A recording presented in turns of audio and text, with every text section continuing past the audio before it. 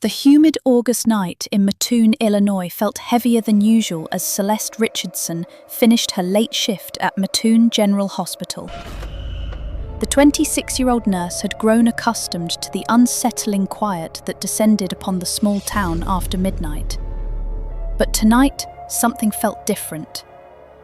As she stepped into the parking lot, a peculiar sweet smell lingered in the air, like overripe flowers mixed with something chemical that made her nose burn slightly.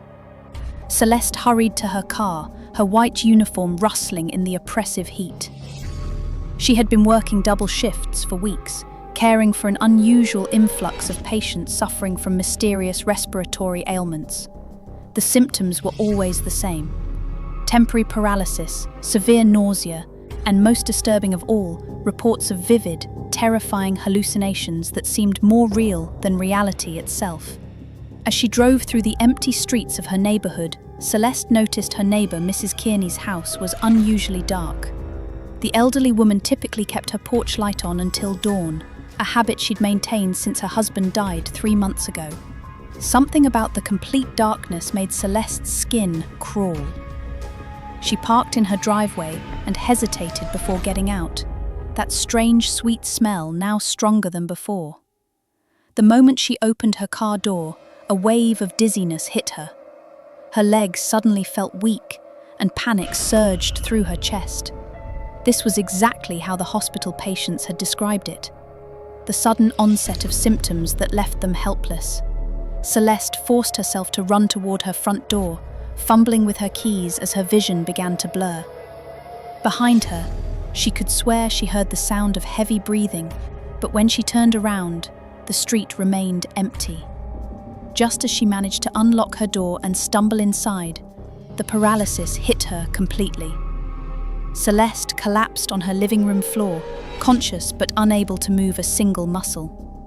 Then the hallucinations began, visions of shadowy figures moving through her house, whispers of her name echoing from every corner, and the overwhelming sensation that something evil was watching her every breath. When Celeste finally regained control of her body 3 hours later, dawn was breaking through her living room windows.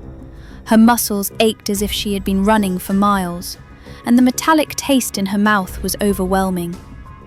She immediately called the police, but Officer Margaret Dalton's response was frustratingly familiar. They had received 7 similar reports in the past 2 weeks, all from the same neighborhood. "Mom, we're doing everything we can," Officer Dalton explained over the phone, her voice strained with exhaustion. "But we haven't found any evidence of an intruder or any traces of gas. The state crime lab says there's nothing unusual in the air samples we've collected."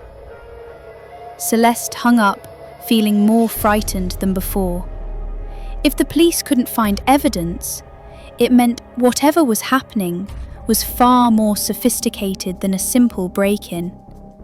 She called in sick to work and spent the morning researching the recent cases. What she discovered made her blood run cold. Every victim had reported the same progression: the sweet smell, sudden paralysis, and then hallucinations that seemed to know their deepest fears and darkest secrets. Mrs. Patterson from Elm Street claimed she saw her deceased son accusing her of letting him die. Mr. Torres from Grant Avenue said he witnessed his war crimes being reenacted in vivid detail. Each hallucination was deeply personal, as if something was reaching into their minds and extracting their most painful memories. By afternoon, Celeste had identified a pattern.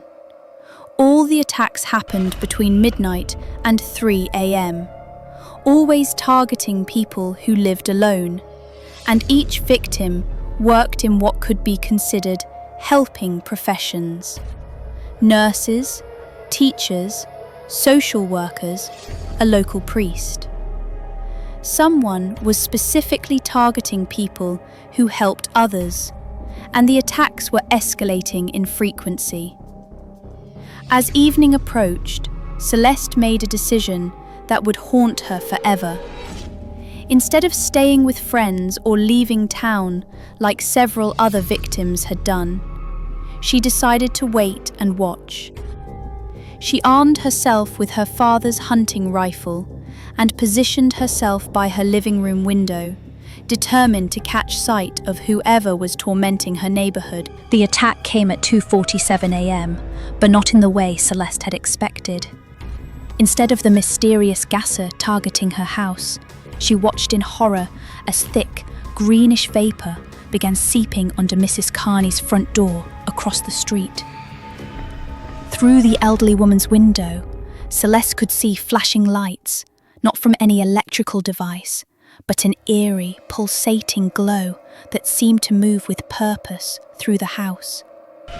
Celeste grabbed her rifle and flashlight, her nursing instincts overriding her fear. She couldn't just watch another neighbor suffer through the same torment she had experienced. As she crossed the street, the sweet smell became so intense it made her eyes water. The vapor wasn't just any gas. It had an almost organic quality, like breathing in liquid sugar mixed with decay. Mrs. Carney's front door stood slightly ajar, and Celeste could hear the woman's from inside.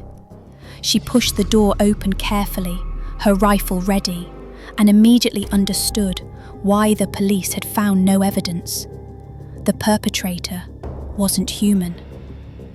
Standing in Mrs. Carney's living room was a figure in what appeared to be an old-fashioned gas mask and laboratory coat, but the proportions were all wrong. The arms were too long, reaching nearly to the floor, and the mask seemed to be fused to the creature's face. Most terrifying of all, the being was directly connected to a complex apparatus that pumped the mysterious gas throughout the house, through dozens of thin tubes that seemed to writhe like snakes. The creature turned towards Celeste with movements that defied human anatomy, its head rotating almost completely around while its body remained still. Behind the clouded lenses of the gas mask, she could see glowing eyes that seemed to peer directly into her soul. When it spoke, the voice came from everywhere and nowhere, reverberating through the walls themselves. "Another helper comes to heal," the voice whispered, "but some wounds are meant to fester forever." The creature moved towards Celeste with impossible fluid grace, and she could see that what she had mistaken for a gas mask was actually its face, a horrific fusion of flesh and metal that had been surgically altered beyond recognition. The tubes connecting it to the apparatus pulsed with the same greenish vapor, as if the being was both creating and consuming the toxic gas simultaneously. "You seek to understand pain," the creature continued, its voice now coming from directly inside Celeste's head. "But you know nothing of suffering. Let me show you what I learned in the fires of Battis." Suddenly, Celeste's mind was flooded with images that weren't her own. Memories of a brilliant chemist named Dr. Elias Thornfield, who had worked for the military during the Great War. She saw him developing chemical weapons in underground laboratories, testing his creations on prisoners who screamed for mercy that never came. The gas that paralyzed enemies also preserved consciousness, forcing victims to experience every moment of their slow, agonizing death. But something had gone wrong during one of his experiments. An explosion had fused the gas mask to his face and filled his lungs with his own creation. For 26 years, Dr. Thornfield had existed in a state between life and death, his body slowly transforming as the chemicals rewrote his very DNA. The gas didn't just kill. It fed on suffering, and it had turned him into its willing servant. "I was a healer once too," the creature that had been Dr. Thornfield as it extended one impossibly long arm toward her. "I created medicine to save soldiers, but medicine and poison are separated by dosage alone. Those who help others must learn what it means to cause harm. Celeste raised her rifle, but the weapon felt impossibly heavy in her hands. The creature's gas was already affecting her, though she couldn't smell it anymore. Her vision began to blur as hallucinations started seeping into reality. She could see the walls of Mrs. Kearney's house transforming into the sterile white tiles of a morgue, complete with rows of bodies covered in sheets. Fighting against the hallucinations and paralysis creeping through her body, Celeste managed to pull the trigger. The gunshot echoed through the house, but the bullet passed straight through the creature, as if it were made of vapour. Dr. Thornfield's laughter filled the air, a sound like glass breaking mixed with dying screams. "You cannot kill what is already dead," he hissed. And Celeste realised with growing horror that she could see through his body to the wall behind him. "But you can join me in this eternal service. The gas has marked you now. You will become another instrument of suffering." Mrs. Kearney suddenly sat up from where she had been lying paralysed on the floor, but her eyes were completely white, rolled back into her head. When she spoke, it was with Dr. Thornfield's voice. "She remembers now. The night she let her grandson die because she was too tired from her medicine to wake up when he called for help. The guilt has been eating her alive for 3 months." The old woman began to weep tears of blood as the hallucinations forced her to relive that terrible night over and over. Celeste understood now. The gas didn't just paralyse the body and create visions. It found the deepest guilt buried in each victim's psyche and trapped them in an endless loop of their worst moments. "This is what healing truly means," Dr. Thornfield continued, his form becoming more substantial as Celeste's vision blurred further. "Not bandaging wounds, but exposing them. Not ending pain, but multiplying it. You wanted to help your patients, but you cannot save anyone from their own darkness." Celeste felt her own guilt rising to the surface. Every patient she had lost, every time she had been too exhausted to provide perfect care, every small mistake that had haunted her conscience. The gas was reaching into her mind, preparing to trap her in her own personal hell of regret and self-recrimination. But in that moment of despair, Celeste remembered something crucial. She wasn't just a nurse, she was a fighter. Her father had taught her to hunt, to survive, and to never give up, even when facing impossible odds. With tremendous effort, Celeste forced her body to move despite the paralysing effects of the gas. She stumbled toward the creature's apparatus, realising that Dr. Thornfield's physical form was somehow anchored to the machine that produced the toxic vapour. If she could destroy the device, she might be able to stop him. "You think destroying my body will end this?" Dr. Thornfield shrieked as Celeste grabbed one of the pulsing tubes. "I exist in the gas itself now. Every breath of my creation carries my consciousness. I am everywhere the wind blows." Celeste ripped the tube from the machine, causing greenish fluid to spray across the room. Where it touched the walls, the paint began to bubble and peel. The creature's form flickered like a bad television signal, becoming more transparent with each broken connection. "Warning! You cannot comprehend what you're unleashing," the creature warned as Celeste continued her assault on the apparatus. 26 years of accumulated suffering will be released all at once. Every victim's pain, every moment of agony I have collected, it will all flood out into your town. But Celeste didn't stop. She had seen enough suffering in her career as a nurse to understand that sometimes causing short-term pain was necessary to prevent long-term agony. With a final surge of strength, she grabbed the central component of the machine, a glass chamber filled with swirling green gas, and hurled it against the wall.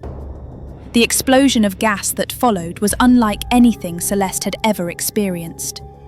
The room filled with the screams of every victim Dr. Thornfield had ever tortured, their pain condensed into a single moment of overwhelming anguish.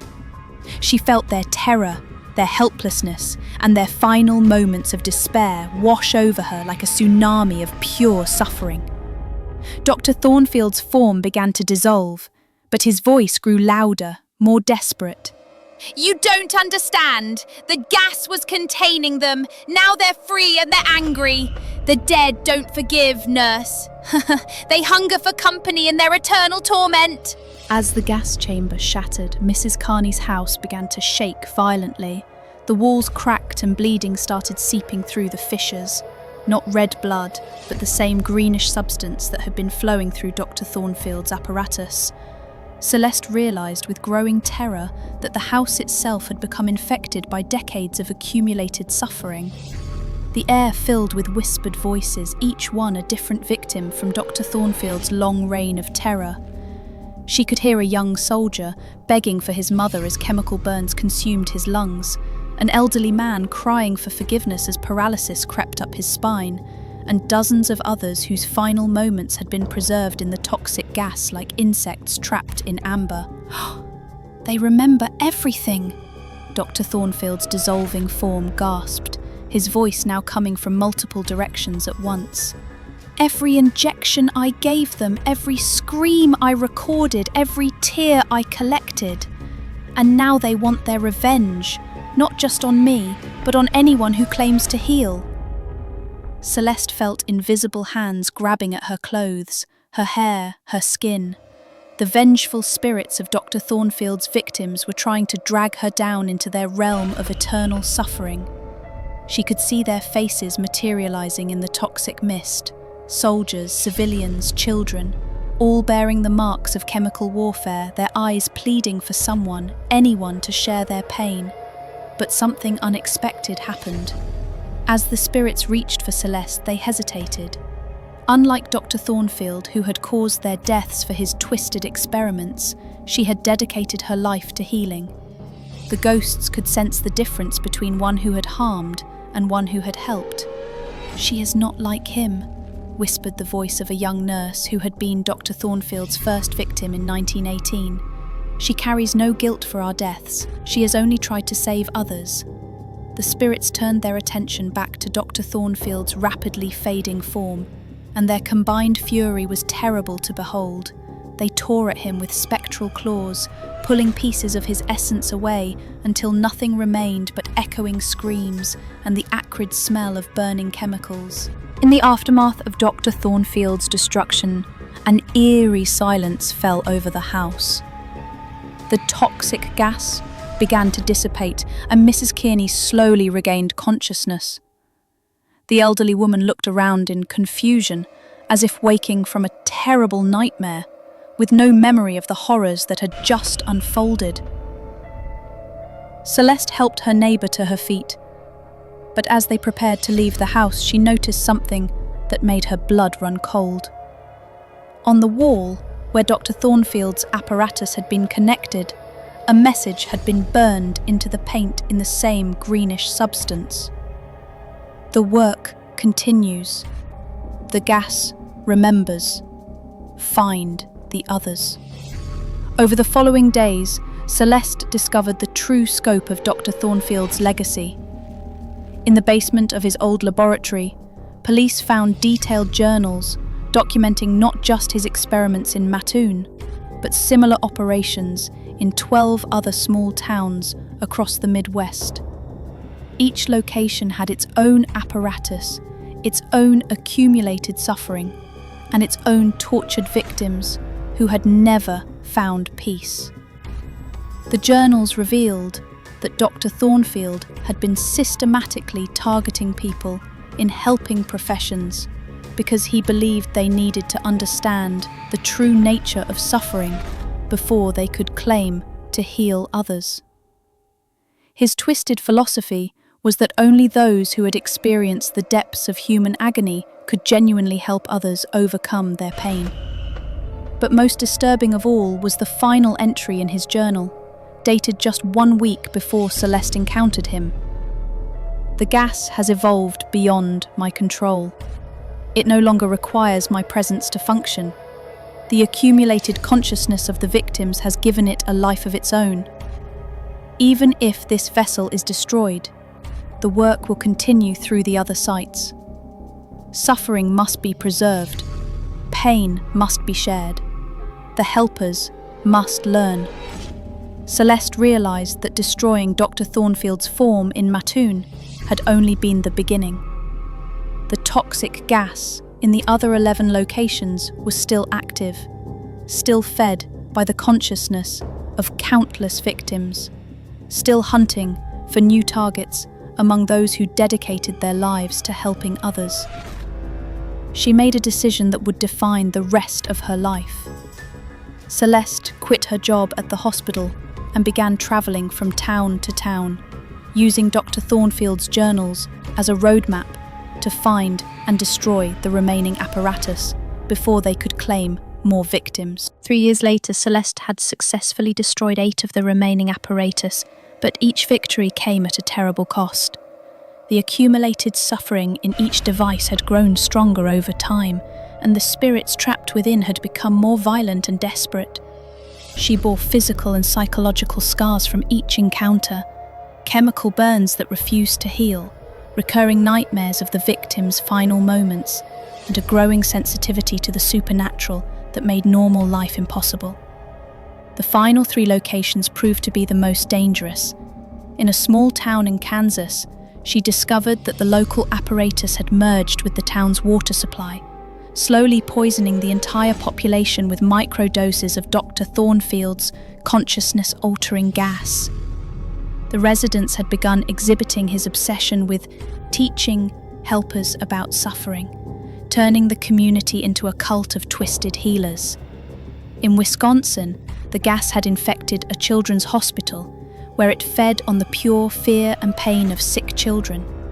The medical staff had been driven insane by constant exposure to their patients' amplified suffering, and several nurses had committed suicide rather than continue working under the influence of the malevolent gas. The last apparatus was located in Dr. Thornfield's original laboratory in Chicago, hidden beneath the ruins of what had once been a prestigious medical college. When Celeste finally tracked it down, she discovered that this device was different from all the others. It was still growing, still evolving, fed by decades of accumulated agony from all the other sites. Standing before the massive, organic-looking machine that pulsed with sickly green light, Celeste realized that destroying it might release all the trapped suffering at once, potentially killing everyone in Chicago. But leaving it intact would allow Dr. Thornfield's legacy to continue spreading, eventually infecting every healer in the country. In her final journal entry, found weeks later by investigators, Celeste wrote, "Thoughtful. I understand now why Dr. Thornfield chose to target helpers. We carry the weight of everyone's pain, and sometimes that weight becomes too much to bear. But unlike him, I choose to end the suffering rather than multiply it. If this is my last act as a healer, then let it be my greatest one." The explosion that destroyed the final apparatus lit up the Chicago skyline for 3 minutes straight. When the authorities arrived, they found no trace of Celeste Richardson, only a crater where the laboratory had been and a lingering smell of flowers that made everyone who breathed it remember the best moments of their lives.